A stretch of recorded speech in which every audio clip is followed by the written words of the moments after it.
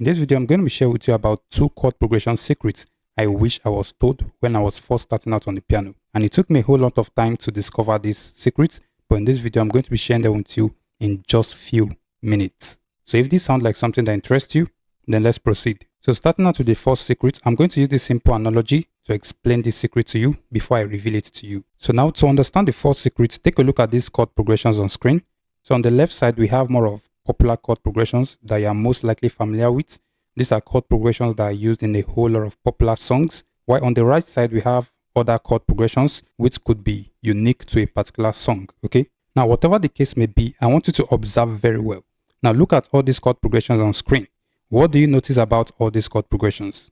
Now, if you are very observant, you will notice that each of these chord progressions uses one or more of the 7 diatonic chords in a certain key. So, for example, in the key of F, these are the diatonic chords in the key of F: chord 1, chord 2, 3, 4, 5, 6, 7. Okay.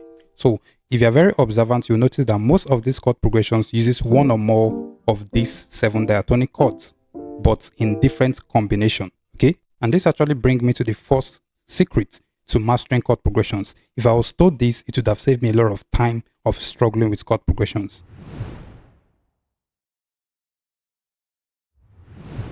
Now, the first chord progression secret I wish I knew when I was first starting out on the piano was the importance of mastering diatonic chords by ear.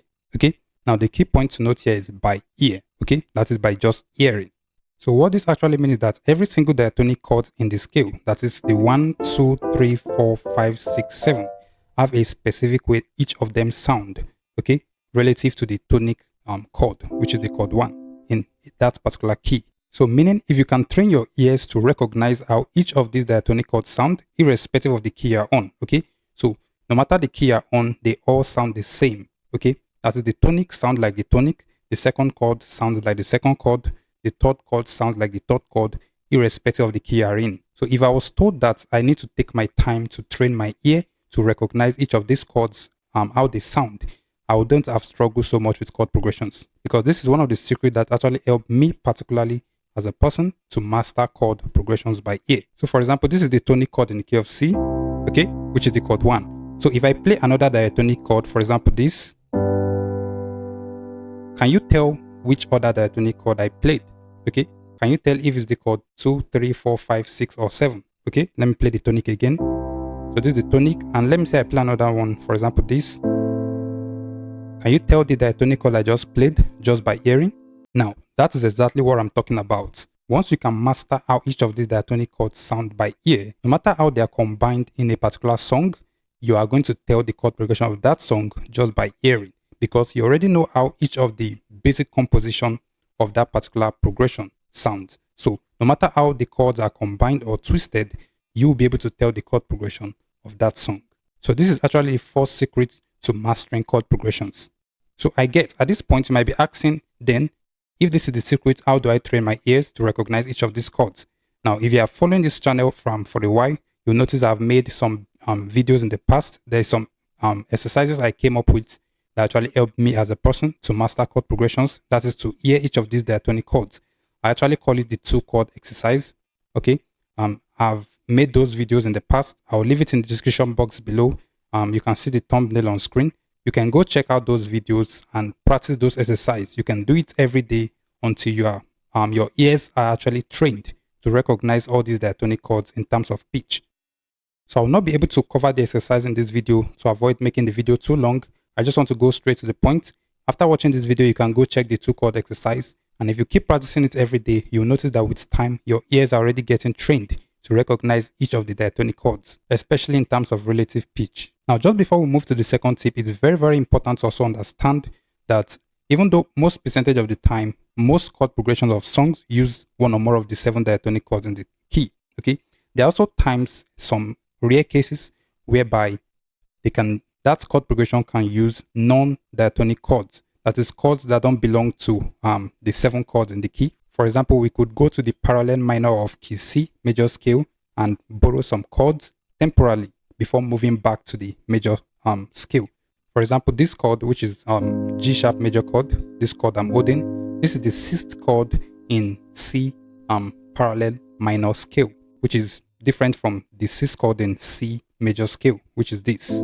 This is the 6th chord in C major scale, which is A minor chord, but this is the 6th chord in C parallel minor scale. That is 1, 2, 3, 4, 5, 6, which is a major chord. So I don't want to go deeper into this. This is actually called modal interchange in music, where you could temporarily play outside the current key you're on and then return back to that particular key.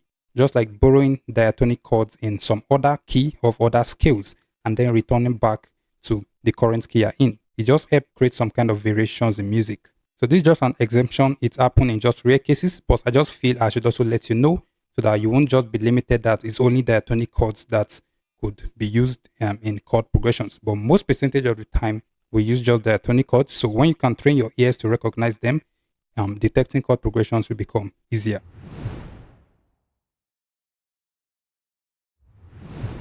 So the second chord progression secret I wish I was told when I was first starting out is the importance of understanding chord function.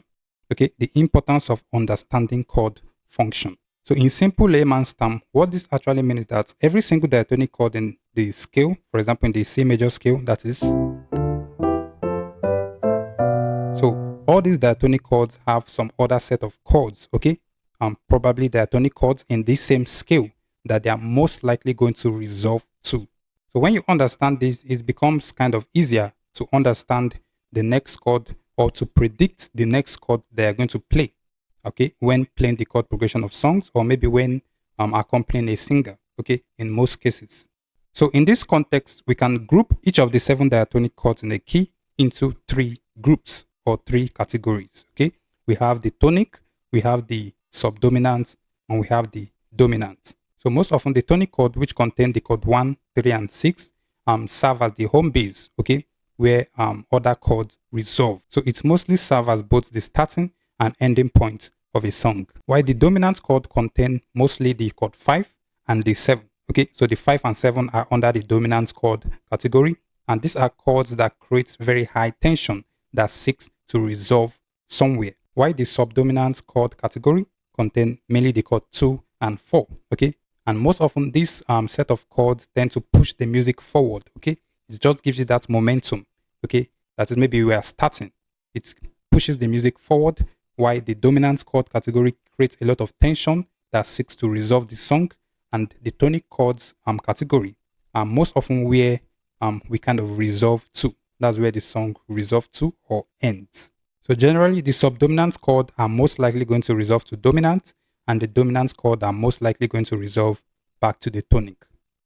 Now, if you're very familiar with many popular passing chord progressions, we have the 2, 5, 1. Okay, we have the 7, 3, 6. We have the 5, 5, 1, 4. Now, all these popular passing chord progression mainly uses this principle. Now, all of them are actually just the 2, 5, 1 progression, okay, but in different contexts, okay. They are all basically the 2, 5, 1 progression. So let's review the 2, 5, 1 passing chord progression.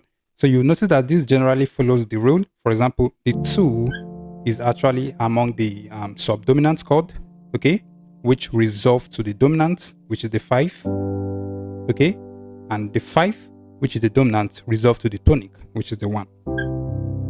So these 2 basic secrets are basically what I wish I was told when I was first starting out on the piano. It would have saved me a lot of years of struggle. The first secret will basically help you to be able to recognize chord progressions by ear instantly, because you are able to identify each of the chords making up the progression. So no matter how they are combined, because you know how each of them sound, you can be able to predict the chord progression of that particular song. While the second step will actually help you, especially when you are composing music, and also to generally understand how chord progression flows or works, so that even when you're accompanying a singer, you can be able to best predict what chord comes next. And the last thing I have to say, this is just kind of like a guideline and not necessarily a rule. So the rule can actually be broken, but it's just that most percentage of time this works. Okay, so I hope you find value from this video. If you learn 1 or 2 things, like and subscribe, and we'll see you in our next video.